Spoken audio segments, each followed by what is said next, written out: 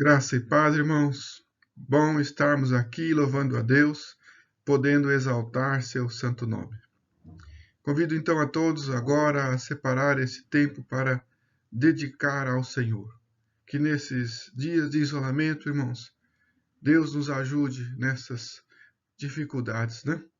Sabemos que somente os cuidados do Senhor, o seu socorro, podem nos conduzir ao caminho certo. E Ele tem nos dado sua palavra, graças a Deus. A todos os que se atentam ao seu ensino e traz aí a lembrança de todas as suas promessas, tem esse alento nesses dias de aflição e sofrimento. É a palavra do Senhor, é o seu cuidado, é a mensagem do Evangelho que tem trazido realmente o alento aos nossos corações. Por isso, hoje é mais um dia que nos reunimos para agradecer pela vida, né? E essa vida ela se personifica em Jesus Cristo, a verdadeira vida, a vida em si. Ele que é a fonte da vida, né? Então, cante ao Senhor nesse dia que se chama hoje e ouça a ministração de sua palavra. Nossa alma precisa da palavra de Deus, é o alimento que nutre nossa alma, né? E por isso, não deixe que sua mente ou os seus afazeres ignore essa necessidade, a necessidade de nossas almas. Oremos então, irmãos.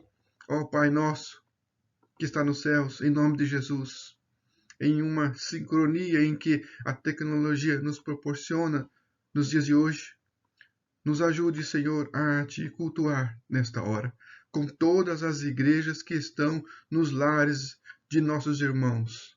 Nos conduza, Senhor, pelo Teu Espírito Santo e por Tua infinita graça. Amém. Deus abençoe a todos. Bom culto. Graça e paz, irmãos. Agora vamos ler a palavra do Senhor em Romanos, capítulo 11, dos versículos 25 até o 36. Então, diz assim a palavra de Deus. Irmãos, não quero que ignorem esse mistério, para que não se tornem presunçosos. Israel experimentou o endurecimento em parte, até que chegue a plenitude dos gentios. E assim todo Israel será salvo, como está escrito.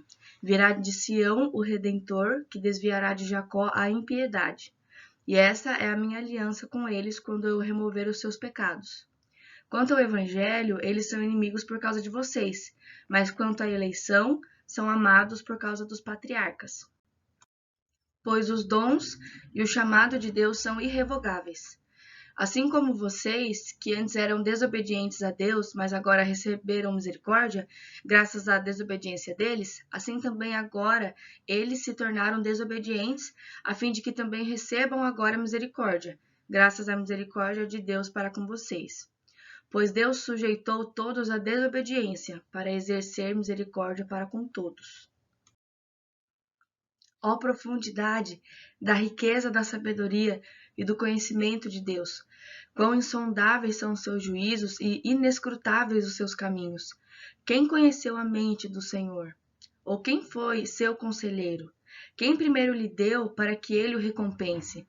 Pois dele, por ele e para ele são todas as coisas. A ele seja a glória para sempre. Amém. Amém, irmãos. Texto maravilhoso. Deus abençoe. Graça e paz, irmãos. Vamos louvar o Senhor Jesus com alegria, firme nas promessas do Senhor. Firme nas promessas do meu Salvador, cantarei louvores ao meu Criador. Fico na dispensação do seu amor, firme nas promessas de Jesus.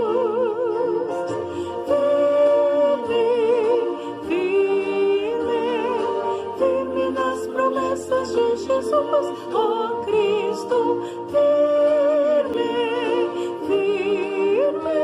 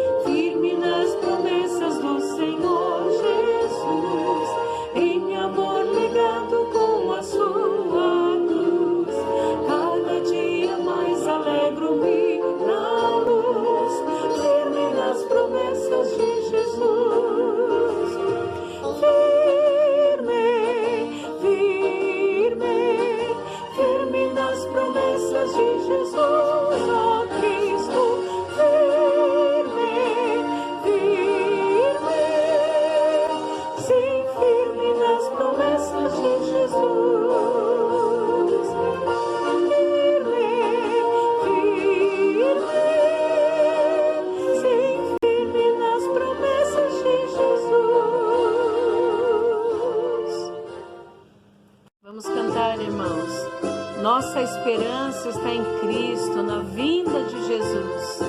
Cante com alegria. Aleluias. Jesus sim vem do céu em glória, ele vem ecoando, lá pelo mundo além. Ó esperança que a sua igreja tem, da glória a Deus. Jesus em breve vem, nossa esperança é sua vinda. O Rei dos Reis vem nos buscar. Nós aguardamos Jesus ainda, até a luz da manhã. Ai, ai, nossa esperança é sua vinda. O Rei dos Reis vem nos buscar. Nós aguardamos Jesus ainda, até a luz da manhã. Ai, ai, Jesus sim vem, os mortos esperando estão o grande da ressurreição, e do sepulcro em breve se levantarão da glória a Deus. Jesus em breve vem, nossa esperança é sua vinda. O Rei dos Reis vem nos buscar. Nós aguardamos Jesus ainda, é a luz da manhã. Ai, ai, nossa esperança é sua vinda. O Rei dos Reis vem nos buscar. Nós aguardamos Jesus ainda, é a luz da manhã. Ai, ai, Jesus sim vem, do céu cercado de esplendor, aniquilando a corrupção e a dor, quebrando os laços do astuto usurpador, da glória a Deus. Jesus em breve vem, nossa esperança é sua vinda. O Rei dos Reis vem nos buscar. Nós aguardamos Jesus ainda, é a luz da manhã. Ai, ai, nossa esperança é sua vinda. O Rei dos Reis vem nos buscar. Nós aguardamos Jesus ainda, é a luz da manhã. Ai, ai, Jesus sim vem, completamente restaurar o mundo que se arruina sem parar. Sim, todas as coisas bem depressa transformar. Ai, glória a Deus, Jesus em breve vem, nossa esperança é sua vinda. O Rei dos Reis vem nos buscar. Nós aguardamos Jesus ainda, é a luz da manhã. Ai, ai, nossa esperança é sua vinda. O Rei dos Reis vem nos buscar. Nós aguardamos Jesus ainda, é a luz da manhã. Ai, ai, Jesus sim vem, em serpentina adoração daremos nós ao Rei de coração, ao grande amor da nossa eterna salvação, da glória a Deus. Jesus em breve vem, nossa esperança é sua vinda. O Rei dos Reis vem nos buscar. Nós aguardamos Jesus ainda, é a luz da manhã. Ai, ai, nossa esperança é sua vinda. O Rei dos Reis vem nos buscar. Nós aguardamos Jesus ainda, é a luz da manhã. Ai, ai. Glória a Deus. mais um hino, ao estrugir da trombeta. Nós vamos ouvir o Senhor chamar-nos pelo nome. Quando angelical trombeta neste mundo estrugir, o meu nome ouvirei Jesus chamar, pois eu creio na promessa e que Deus a vai cumprir. Quando ouvir Jesus meu nome proclamar, glória, glória, aleluia, o meu nome ouvirei Jesus chamar. Glória, glória, aleluia, eu espero ouvir Jesus a me chamar. Quando o sol for enrolado e o sol não der mais luz, o meu nome ouvirei Jesus chamar. Passarão a terra, o mar, mas permanecerá Jesus, que meu nome vai na glória pronunciar. Glória, glória, aleluia, o meu nome ouvirei Jesus chamar. Glória, glória, aleluia, eu espero ouvir Jesus a me chamar. Oh, que música suave há de ser pra mim ouvir, o meu nome Jesus Cristo anunciar.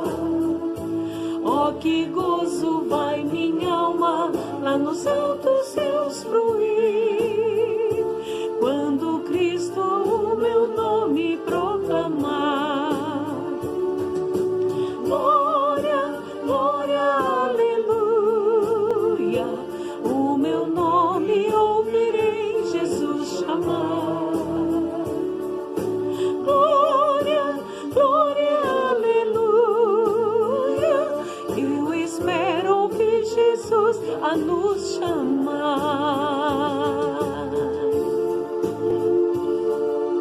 Glória a Deus.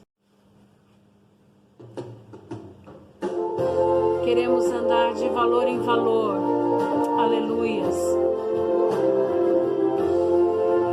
Pela fé que uma vez me foi dada, para seguir o Cordeiro de Deus, pela graça de Deus enviada, que andarei com valor para os céus.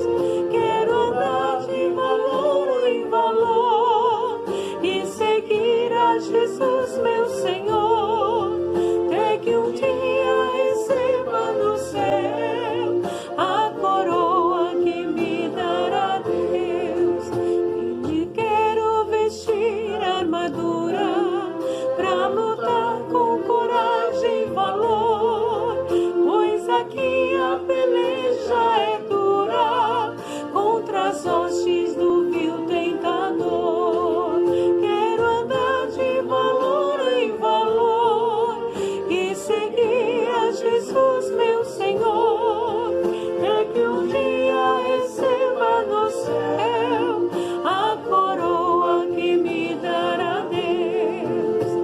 Jesus, eu farei mil proezas no combate da fé e do amor.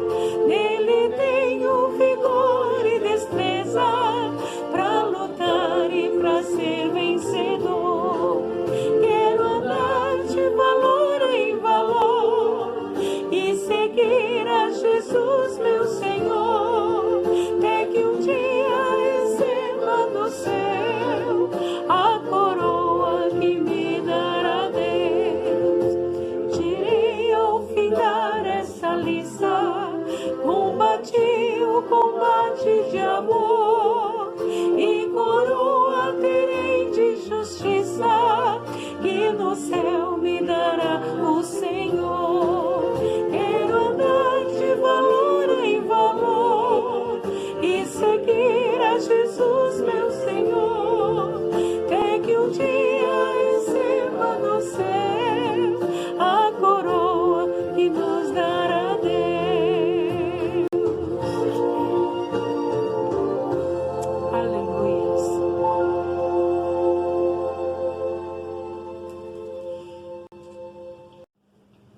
passar o Jordão.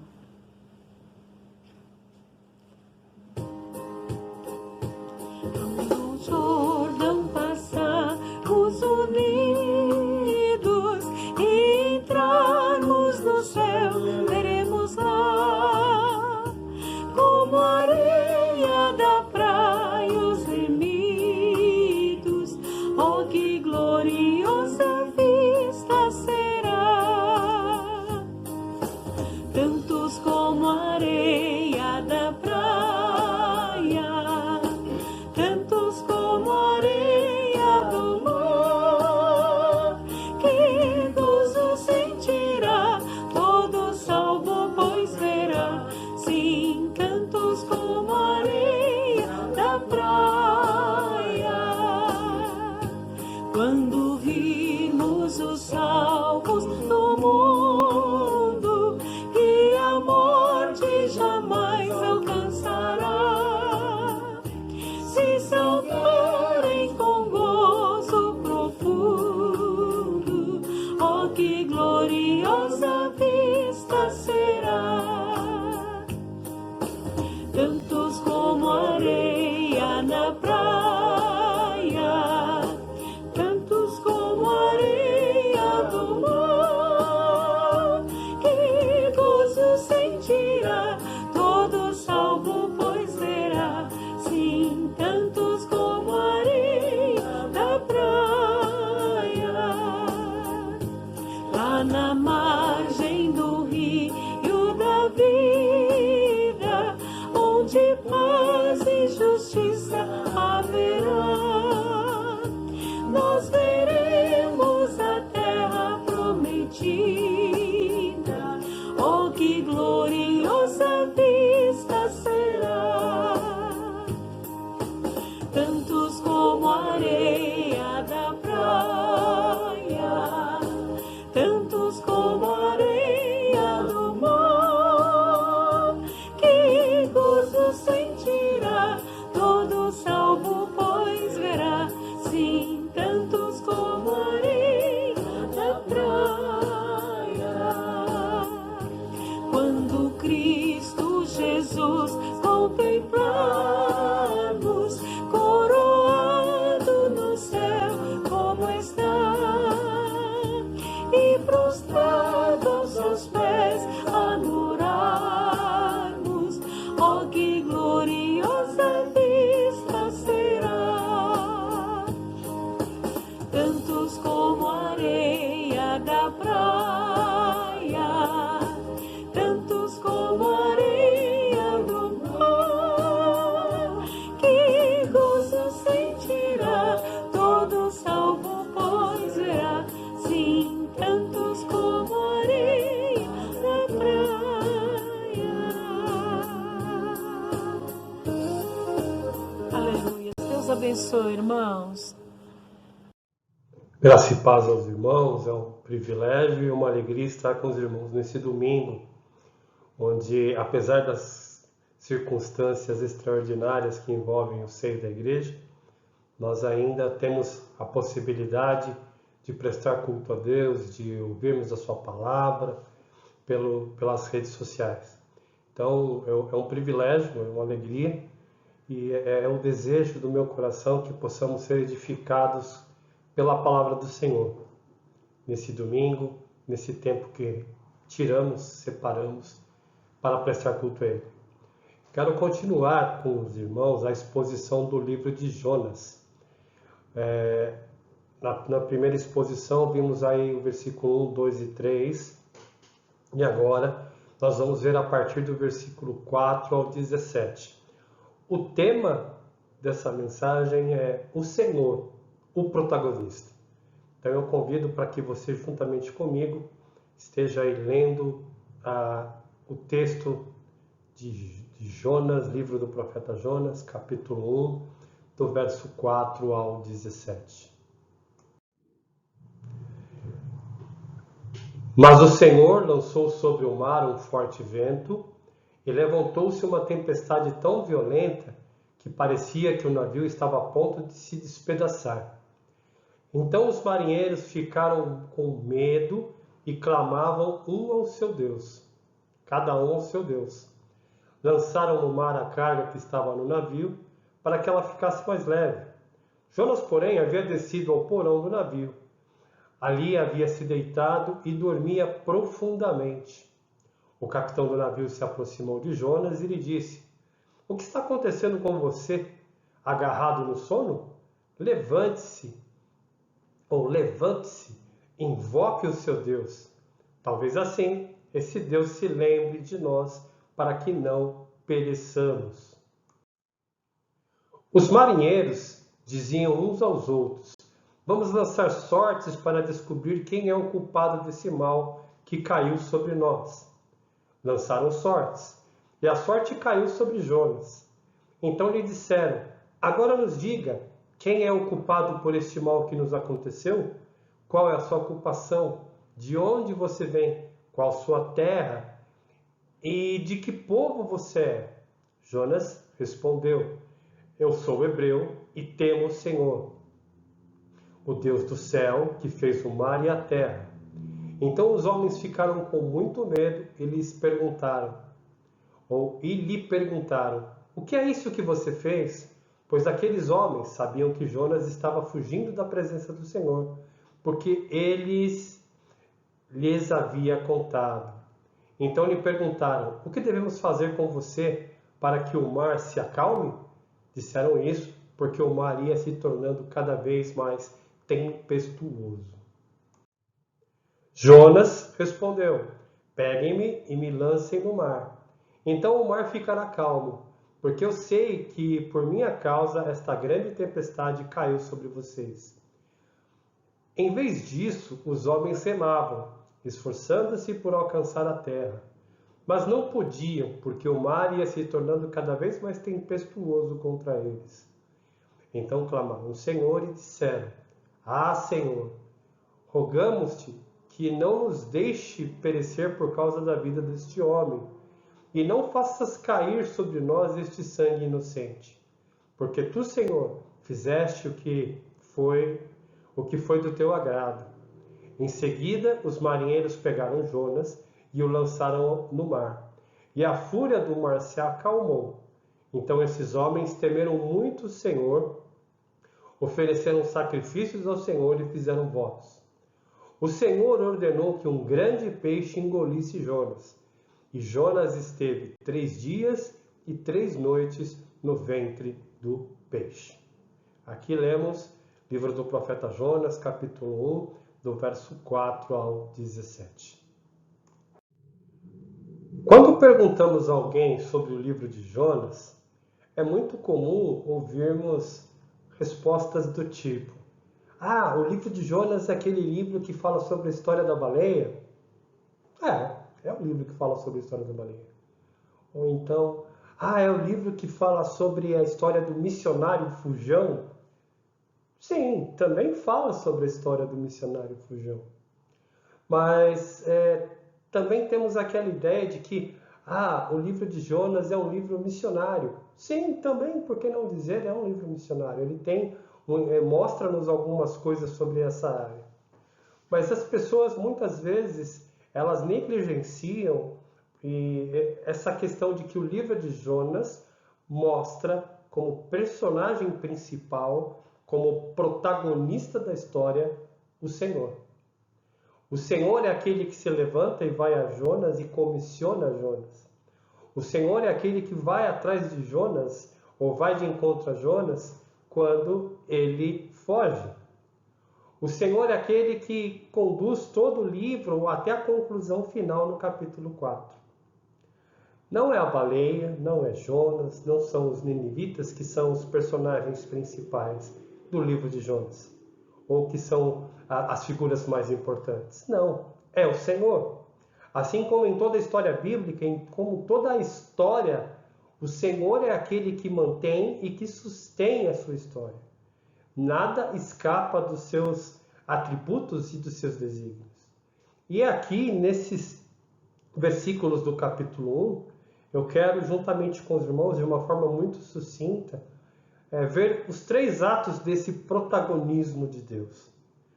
Desse protagonismo que aponta a Deus como a figura principal, a força motriz, aquele que impulsiona, que movimenta e que move a história de acordo com os desígnios da sua vontade. Então eu convido você para que fique comigo e vejamos esses 3 atos do protagonismo de Deus. O primeiro ato que nos demonstra o protagonismo de Deus, não apenas no livro de Jonas, é o ato ou o fato de que Deus é um Deus que governa. Nós vemos no versículo 4 que o Senhor lhe lançou sobre o mar um forte vento. O Senhor, isso partiu de Deus, não foi a natureza, não foi algo diferenciado, não. O Senhor lançou sobre o mar. Stuart Olyott, ele nos fala sobre a questão de que o quão é tremenda a origem dos ventos. Nós realmente muitas vezes não damos importância, mas Stuart Olyott, ele nos fala que para que surja uma corrente de vento e para que ela fique percorrendo o seu caminho por diversos pontos do mundo, muita coisa está envolvida. Temperatura, pressão, movimento do planeta, órbita e tantas outras coisas. Mas aqui o texto nos afirma que o Senhor lançou sobre o mar um forte vento. Deus é um Deus que governa. Desde o fio do meu cabelo que cai, até os anos da minha vida, até o forte vento que soprou no mar. Possivelmente, a embarcação de Jonas era uma embarcação, quando ele desce a Jope, ele embarca, né? Era uma embarcação de média para grande. A viagem era muito longa, nós íamos aí em torno de 4.000 quilômetros. E Deus lança esse forte vento no mar, a ponto de que se levantou uma tempestade muito violenta. Tão violenta, que aquele navio, já tarimbado com muitas viagens, parecia que não fosse suportar. O outro detalhe nesse conjunto de versículos, do 4 a 7, que nos chama a questão para o fato de Deus governar, Deus ser soberano e regente da história, é a questão de que o fato dos marinheiros, né, lançarem sortes para descobrir quem é o culpado desse mal.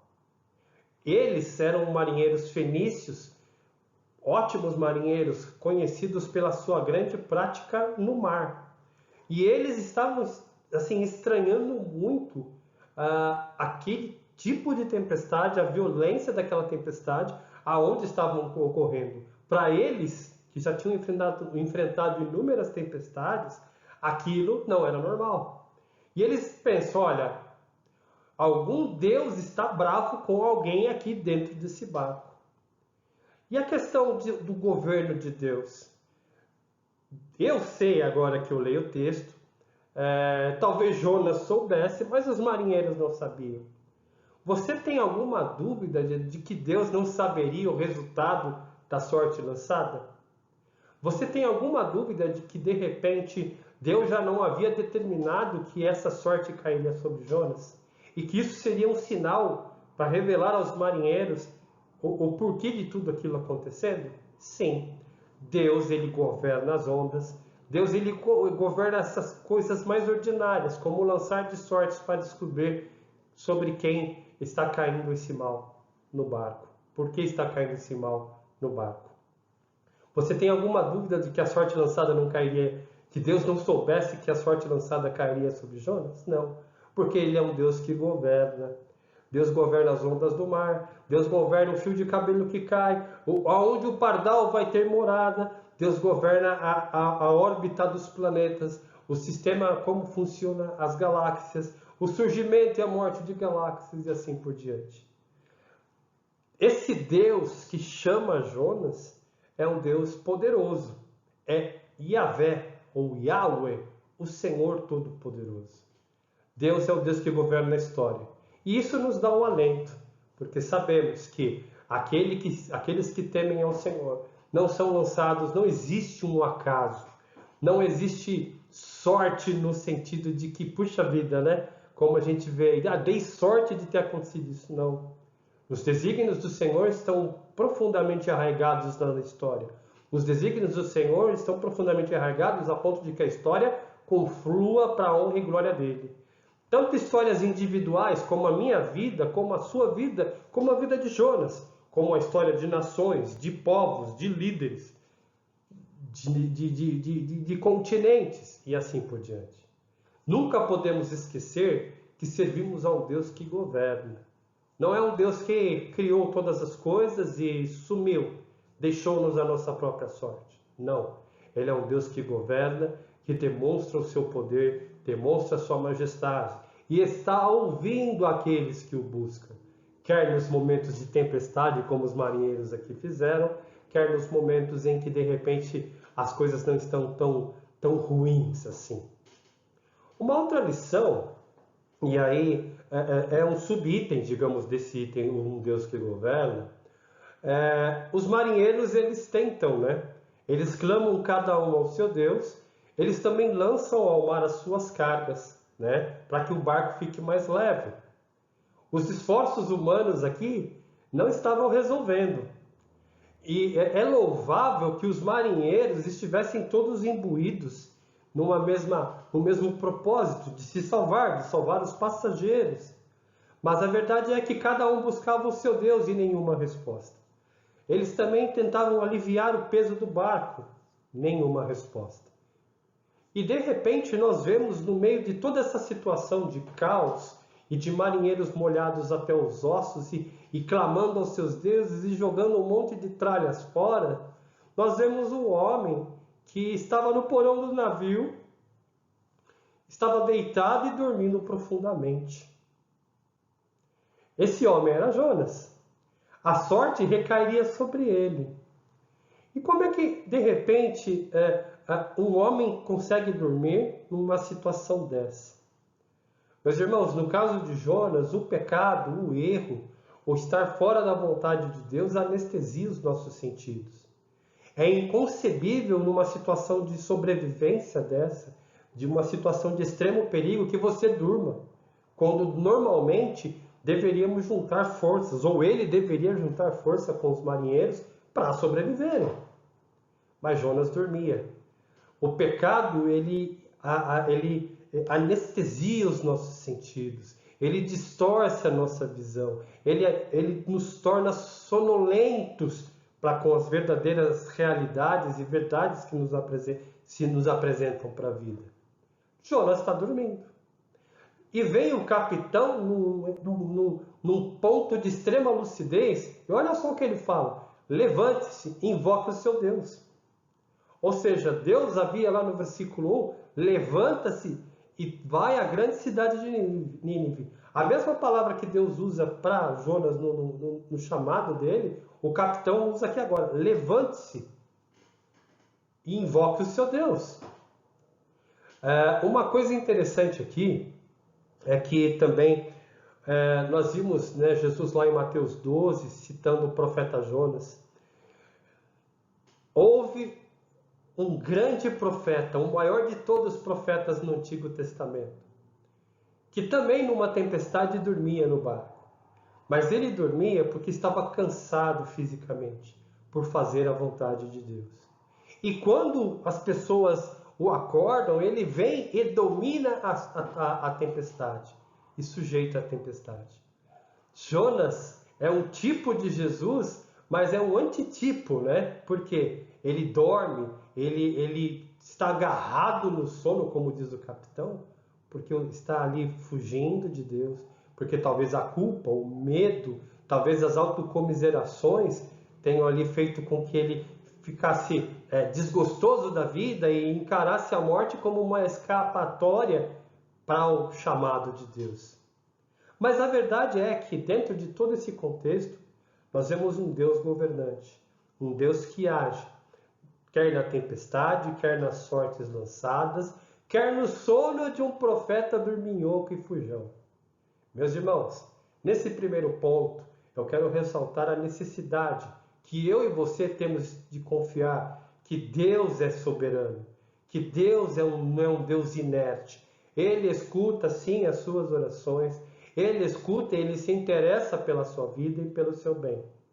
Embora muitas vezes nós não entendamos porque algumas tempestades venham sobre nossas vidas, a verdade é que o Senhor que as lançou, Ele sabe o melhor para as nossas vidas. O melhor de Deus para mim e para você é a melhor situação para as nossas vidas. Basta, e aqui é um chamado para que você conheça esse Deus, ame esse Deus e confie nesse Deus.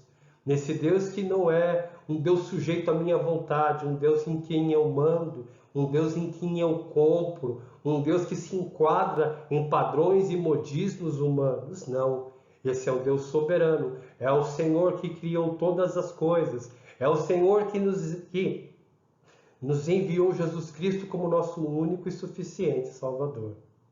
Jonas dormia pelas suas culpas, pelo seu medo, pelo seu pecado.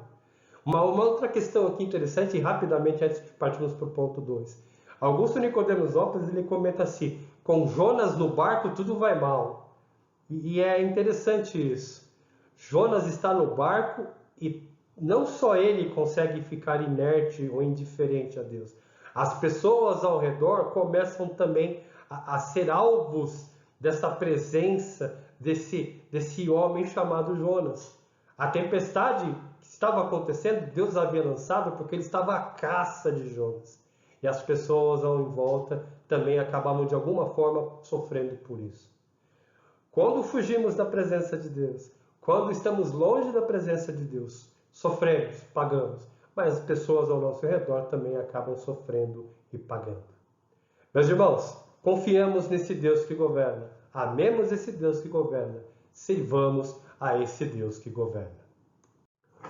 Uma segunda ideia, um segundo ponto desse protagonismo de Deus, que eu quero compartilhar com você que me assiste, é o fato de que Deus é um Deus que restaura.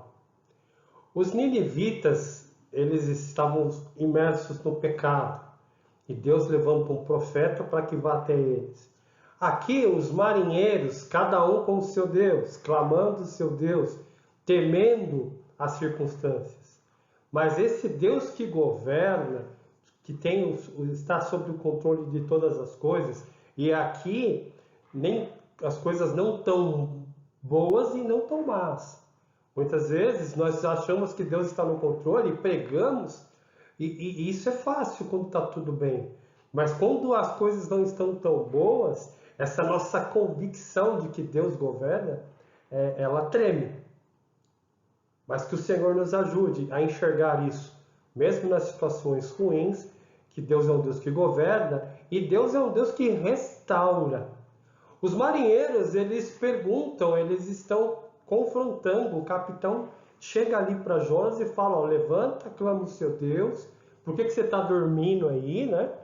E eles chegam e dão uma dura em Jonas. Olha, quem é você? Ou qual sua ocupação? De onde você vem? Qual sua terra? E de que povo você é? E Jonas, ele dá uma resposta quadradinha, né? Ou melhor dizendo, redondinha. Um credo confessional ali, né? Eu sou hebreu e temo o Senhor Deus do céu, que fez o mar e a terra. Ou seja, Jonas, ele era um crente. Ele estava numa situação de um projeto de uma fantástica fuga do Senhor, mas ele era um crente. E ele estava fugindo de um Deus que governa e um Deus que restaura. O fato daqueles homens, quando ele fala eu sou hebreu, era como um judeu, um israelita se identificava para nações estrangeiras. Quando ele falou o Senhor, ele usou o termo Yahweh, né? O nome, o tetragrama divino, o nome máximo de Deus. E os marinheiros, eles ficaram com muito medo. No versículo 5, esses marinheiros, eles estão com medo, né? Aqui, então os marinheiros ficaram com medo e clamavam a cada um seu Deus. Agora, quando Jonas revela quem ele é, sua nacionalidade, principalmente o Deus que ele serve, eles ficam com muito medo. Uma ideia que se segue é que eles então veem, puxa vida, ele é um hebreu, ele serve ao Senhor. E aí, Jonas, esse mal aqui que está acontecendo, a sorte caiu sobre você. Eles perguntam para ele, o que devemos fazer com você para que o mar se acalme? E eles percebem que cada vez mais a tempestade foi cada vez pior. Eles já tinham lançado as coisas fora, já tinham buscado cada um seu Deus, né? E a situação não melhorava, pelo contrário, só piorava. Com Jonas do barco, com um Jonas do barco, tudo vai mal. Eu não espero fazer esse papel de Jonas na vida de ninguém, ou ser um Jonas no barco da vida de ninguém, né? Que você também não seja um Jonas assim, porque a situação aqui está piriricante. O barco está a ponto de quebrar e os marinheiros já sabem quem é o culpado. E aqui Jonas nos dá uma demonstração interessante. Verso 11, os marinheiros perguntam, então lhe perguntaram, o que devemos fazer com você para que o mar se acalme? Disseram isso porque o mar ia se tornando cada vez mais tempestuoso. Jonas respondeu, pegue-me e me lancem no mar. Então o mar ficará calmo, porque eu sei que por minha causa esta grande tempestade caiu sobre vocês. Algo muito interessante nessas palavras de Jonas. Percebe que ele era alguém que estava dormindo no meio de uma tempestade. Todo mundo ali lutando pela sobrevivência e ele dormindo, anestesiado pelo pecado. Mas agora a posição de Jonas muda, porque ele fala, olha, me lancem no mar e o mar ficará calmo, porque eu sei que é por minha causa. Ou seja, tudo isso está acontecendo, marinheiros, por minha culpa. Fui eu que fugi da vontade de Deus, ou fui eu que fugi das ordens de Deus, da missão de Deus, do comissionamento de Deus. E aqui já fica uma primeira ideia para a gente. O que é fugir? É só um missionário não ir para o campo? Também.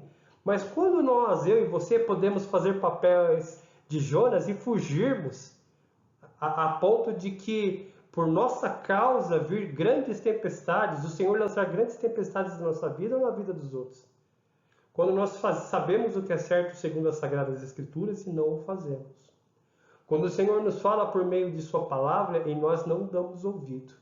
Assim como Jonas fez. Uma segunda ideia aqui. Esse Deus que restaura.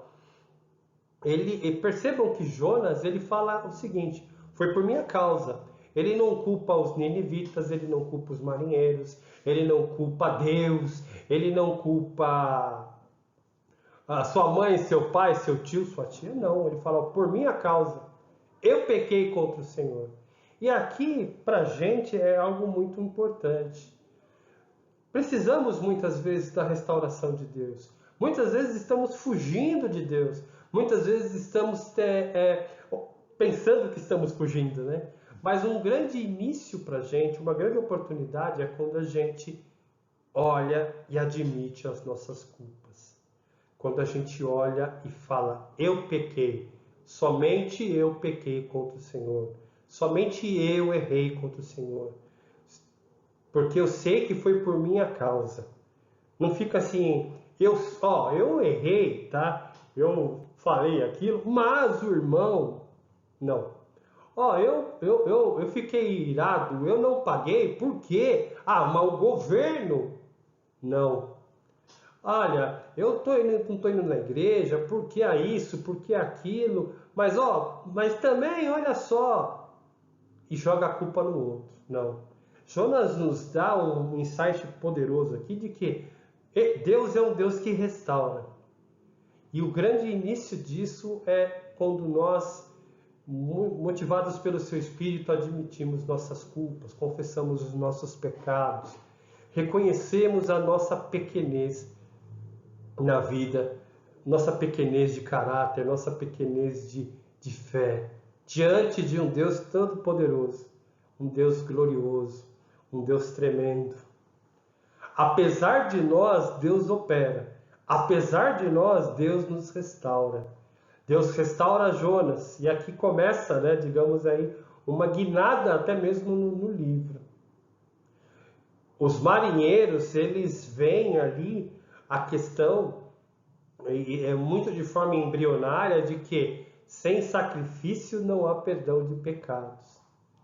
É uma simbologia, uma analogia bem básica aqui em Jonas, mas para que a tempestade se acalmasse, era necessário que ele fosse sacrificado ou lançado no mar. Deus é um Deus que restaura, tá? Uma outra ideia aqui interessante nesse ponto é o versículo 9, quando Jonas fala, olha, eu sou hebreu, eu temo o Senhor, o Deus do céu, que fez o mar e a terra. Uma declaração ortodoxa, né? Redondinha, bonitinha. Mas a declaração dele não batia com o que ele vivia. Por quê? Marinheiros fenícios, idólatras, gentios, pecadores até o último fio de cabelo, e molhados também até o último fio de cabelo, estão lutando pela vida, estão buscando os seus deuses, e nada dá resultado. E esse homem que deveria ser sal e luz ali no meio, estar também ali, em comum acordo, lutando pelo mesmo objetivo da sobrevivência, ele dorme, e ele dá uma declaração que serve ao Senhor. Você já percebeu que muitas vezes a nossa fé, a nossa crença, os nossos pressupostos, nós montamos em cima deles, a ponto de que isso nos torna difícil ver o que está acontecendo ao nosso redor? Jonas estava no meio de uma tempestade. A ortodoxia de Jonas era certinha, mas isso não se convertia em atos de misericórdia e de amor. Jonas, ele era um hebreu, ok, servia o Senhor, ok, esse Senhor que é tremendo, criou os céus, o mar, a terra, tá, não basta professarmos uma fé, precisamos vivenciá-la. A boa teologia, a fé, a grande ortodoxia se converte em prática diária de vida.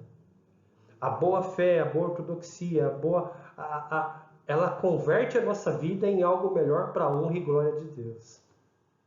E aqui, enquanto Jonas fala isso no versículo 9, depois no versículo 12 parece que ali começa, né, o momento de restauração. Porque ele fala, olha, a culpa é minha,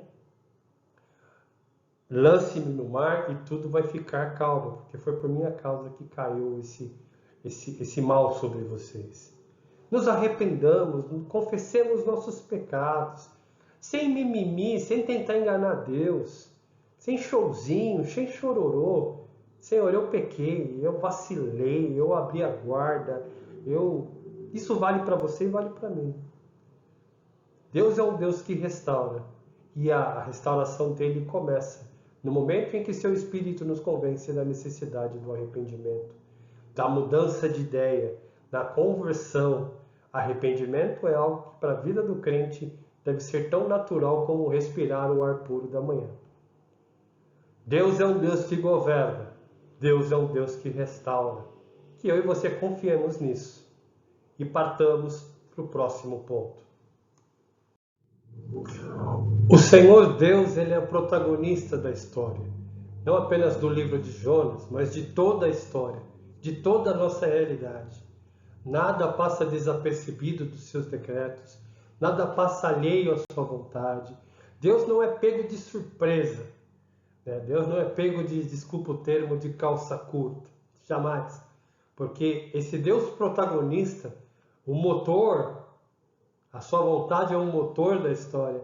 É um Deus que governa, é um Deus que restaura. E agora no terceiro ponto, versículos 13 a 17, é um Deus que salva.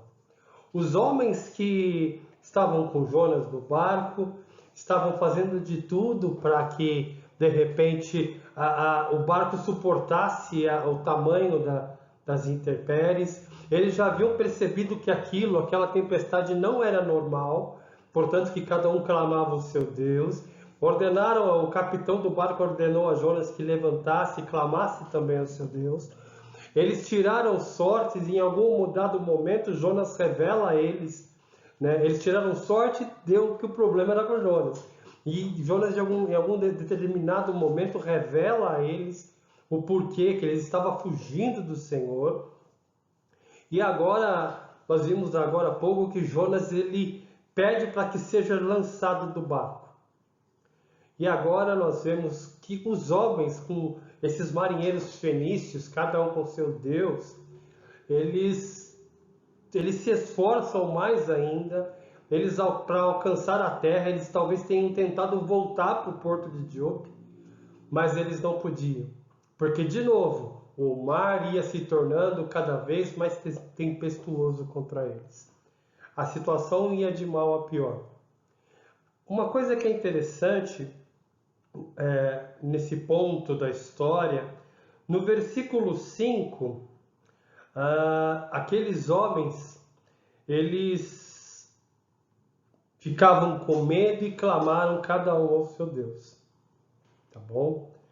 No versículo 10, então, os homens estavam com muito medo, né? Porque tinham jogado as tralhas, tentado aliviar o peso do barco, estavam clamando aos seus deuses, não estava resolvendo nada. Eles perceberam que aquela tempestade era algo divino, era um fato divino, fora totalmente do normal. Agora, aqui no versículo 13, de homens que clamavam seu Deus no verso 5, para homens com muito medo no verso 10.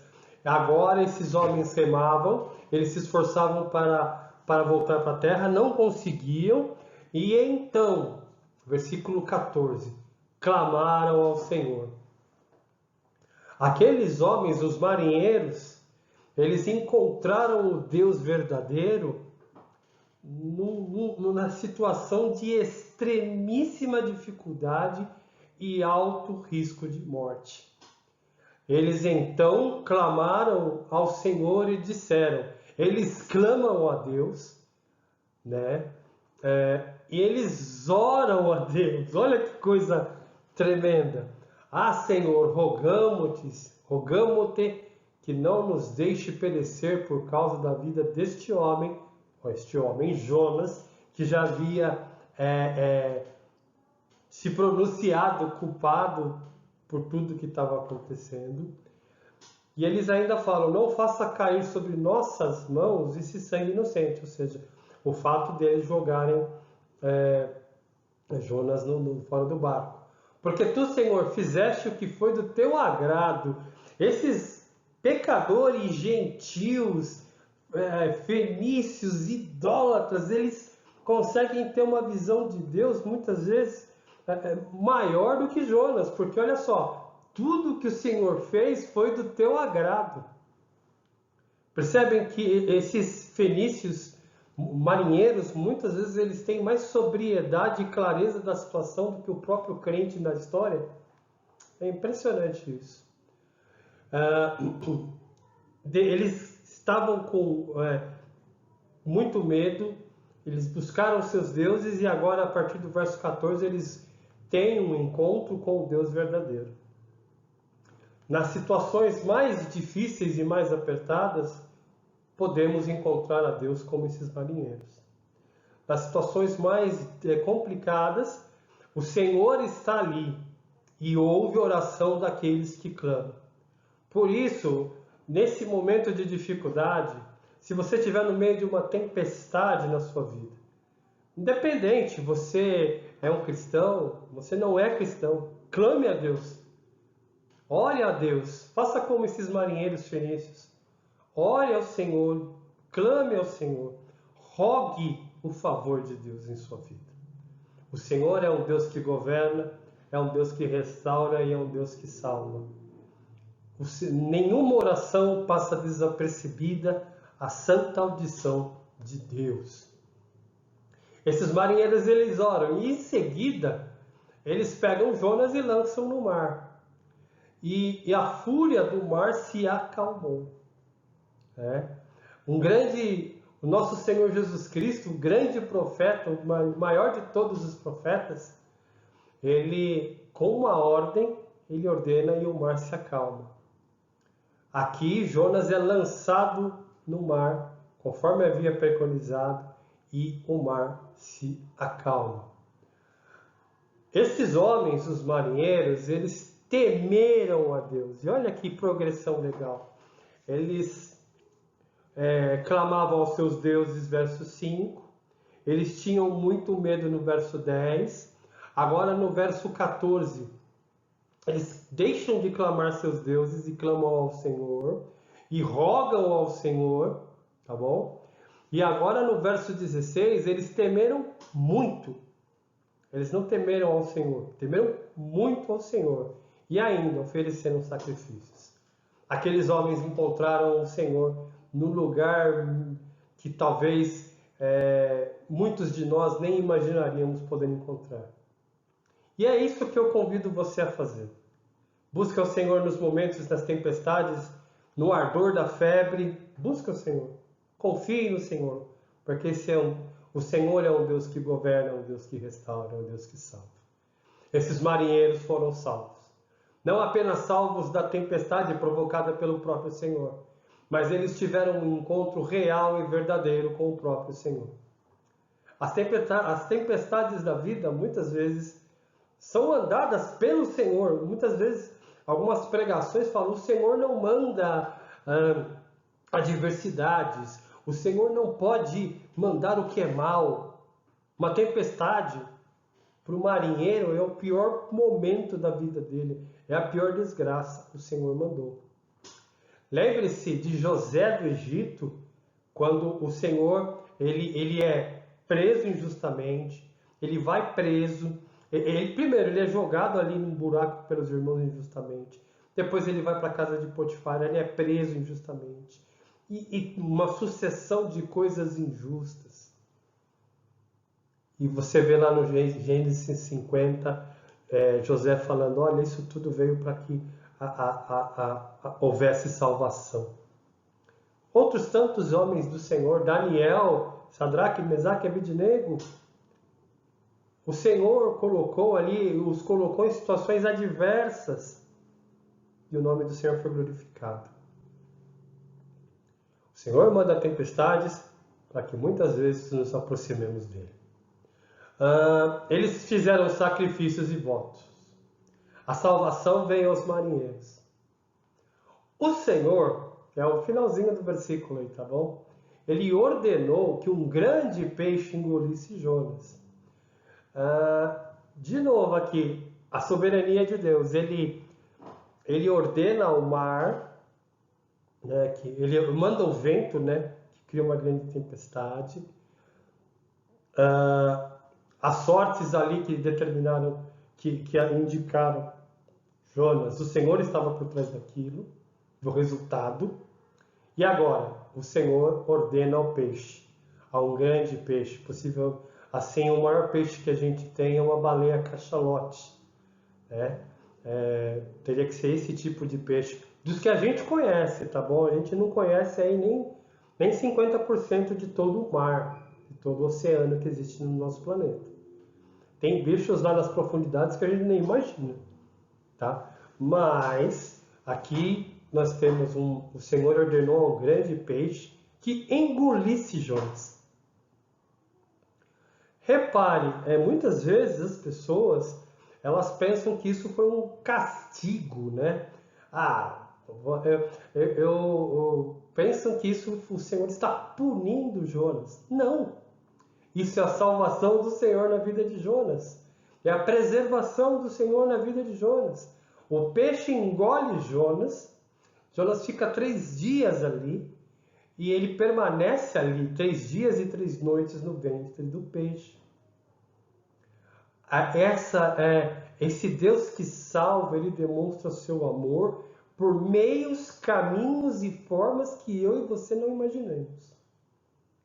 O amor do Senhor, a consideração do Senhor, a sua bondade, a sua benignidade são ilimitadas e muitas vezes fogem ao nosso senso de humanos pecadores limitados que somos. Uma baleia é ordenada a engolir um homem e ele fica ali sendo conservado, protegido do mar. Ele poderia cair ali na tempestade, em alto mar, né, e morrer. Então, ao contrário do que muitos pensam, a baleia engolir Jonas não é uma punição. Se fosse um tubarão branco engolindo Jonas, ele ia ficar meio receoso. Mas não, era uma baleia, ou um grande peixe, né? A gente não sabe exatamente se é uma baleia. E isso demonstra a providência de um Deus que salva. Um Deus que pega humanos pecadores, homens fujões e desobedientes, Jonas, vários Jonas como eu e você, e salva esses homens. O Senhor ordenou que um grande peixe engolisse Jonas. O vento obedece ao Senhor, o peixe obedece ao Senhor. E o profeta fujão não obedece. Deus é o Deus que salva marinheiros, ninivitas, pessoas como Jonas. Deus nos salva da maior mazela da humanidade, que é a nossa natureza corrompida. A nossa inclinação para a rebeldia, a nossa inclinação para fazer o mal, a nossa inclinação para sermos rebeldes contra o Senhor. Nós vemos esse Deus agindo na história. E você pode perguntar, né, por que de repente Deus se dá esse trabalho, né? Por que ele já não mandou lá um profeta correto? Esse profeta foi e resolveu. Ou por que ele já não exterminou Jonas, né? Tipo, um querer da sua vontade, já Jonas some. Será que Deus é mau? Deus é mesquinho? Deus é... Não. Deus, ele faz essas coisas, e uma resposta bem pálida para essa pergunta é porque Deus restaura as pessoas, e na fraqueza dessas pessoas ele mostra a sua glória. Como ele age com pecadores como eu, você e Jonas, ele demonstra o seu grande poder. Vasos de barro, vasos quebrados, vasos defeituosos, que no tocar, no manusear desse Deus protagonista, desse Deus que governa, desse Deus que restaura, desse Deus que salva, servem para glorificar o nome dele. Então, meus irmãos, confiem em Deus, confiem na salvação do Senhor, confiem na providência de Deus. Vocês jamais estarão sozinhos. Deus, ele é transcendente, mas também ele é imanente. Ele interage, ele ouve, ele está ao nosso lado. Chegamos à conclusão desse sermão e algumas ideias para a gente fazer aqui um fechamento de tudo que a gente disse até agora. Primeiramente, confiemos na soberania de Deus, no governo de Deus. Confiemos de que tantas situações boas como as más não fogem do controle desse Deus protagonista. E que nós, como seus filhos, a despeito das situações, estamos debaixo das suas mãos. Nesse momento de dificuldade, confie no controle de Deus, no governo de Deus. Quer você esteja com a saúde muito bem, ou quer você não esteja com a saúde tão boa. Quer você esteja financeiramente bem, ou financeiramente não tão bem. Confie, devote-se, siga, busque esse Deus, que é o Deus bíblico, o Deus governante soberano. Uma segunda ideia é a impossibilidade de fugir de Deus. E o fugir de Deus é muitas vezes fugirmos da sua vontade. Sabemos o que é certo e mesmo assim teimarmos em praticarmos o errado. Jonas foge e Deus o caça, literalmente. Não fujamos, mas andemos em consonância com a vontade desse Deus. Ainda que muitas vezes não entendamos, mas Deus é sábio, Deus sabe o que faz. Não fujamos da vontade de Deus, daquilo que é preconizado em sua palavra. Jamais. Não vale a pena. Jonas nos ensina que não vale a pena tentar fugir de Deus. Vemos também a compaixão, a misericórdia desse Deus protagonista, desse Deus governante, restaurador e salvador. Vimos aí a misericórdia e a compaixão desse Deus com os marinheiros, incrédulos até o osso, mas que no meio da tempestade eles encontram, rogam, temem e fazem votos ao Senhor. E também na vida do próprio Jonas. Comumente, Jonas é chamado de o profeta da segunda chance, ou o evangelho da segunda chance. Porque, a despeito de sua desobediência e fuga, o Senhor tem compaixão e misericórdia. O restaura e dá uma segunda chance. Não é para todos, não vemos comumente o Senhor fazendo isso em outros personagens da Bíblia. Mas Jonas nos abre o leque, nos abre a visão para esse Deus misericordioso, compassivo e tremendo. E uma outra ideia que a gente pode levar desse texto, quando Jonas ele admite a culpa, admite que é ele não tenta repartir sua culpa com alguém, não tenta dizer, eu sou culpado porque alguém fez eu ser culpado. Não, eu pequei, eu sou culpado, me joga no mar. Um coração que chega nesse nível é um bom passo. Está começando a trilhar um ótimo caminho de restauração, de salvação, de crescimento diante do Senhor. Então fica aqui essas lições para que você possa refletir. E por fim, um texto bíblico, o texto de Paulo, carta de Paulo aos Romanos, capítulo 8, verso 28. Sabemos que todas as coisas cooperam para o bem daqueles que amam a Deus, daqueles que são chamados segundo o seu propósito. Meus irmãos, independente das tempestades, independente do coronavírus, independente de qualquer outra coisa, saiba, todas as coisas cooperam para o bem daqueles que amam a Deus. Que Jonas nos ensine isso e que possamos aprender e seguir cada vez mais diante da presença de Deus. Meus irmãos, Deus os abençoe e um forte abraço. Graças a Deus, chegamos ao fim de mais uma live. Que Deus abençoe a todos, irmãos. Oremos. Graças te damos, Pai, o Senhor da Palavra, pela condução do Teu Espírito Santo, pela revelação de Jesus Cristo, Teu Filho, nosso Salvador.